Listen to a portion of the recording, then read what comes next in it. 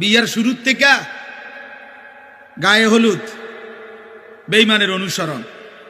70,000 টাকার গেট, বেঈমানের অনুসরণ। বিয়ার গাড়িটা ফুল দিয়ে সাজানো, বেঈমানের অনুসরণ। সবগুলো পুরুষ মহিলাকে একই হাইসে 12 জন 14 জন করে বেড়া বেড়ি বয়াই দিল, এটা বেঈমানের অনুসরণ। একই প্যান্ডেলের ভিতরে নারী পুরুষ সবাই মিল্লা যে যেদিক দিয়ে পারলো খানা খাইলো, এটা বেঈমানের অনুসরণ।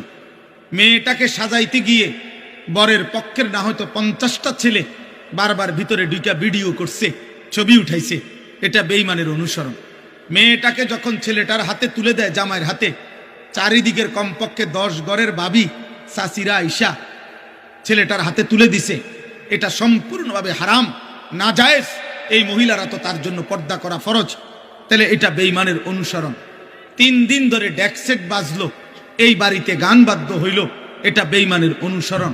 মালিকের এতগুলো নাফরমানি করে এই নাফরমান অভিভাবক এবার একজন হুজুর রে বলতেছে, হুজুর দোয়া কইরা দেন, খাস কইরা আল্লাহ যেন বরকত দেয়।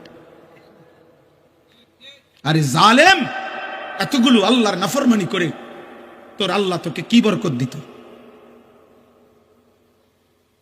বরকতটা কোন জায়গা দিয়ে দিত?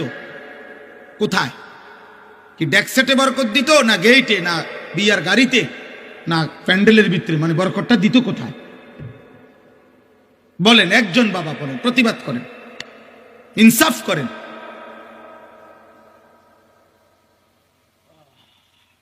ইনসাফ করেন, ইনসাফ করেন। নওজোয়ান, তোমরা মনে রাখো বাপ, আল্লাহ তোমরে হায়াত দিলে তোমরা আরো বাঁচবা।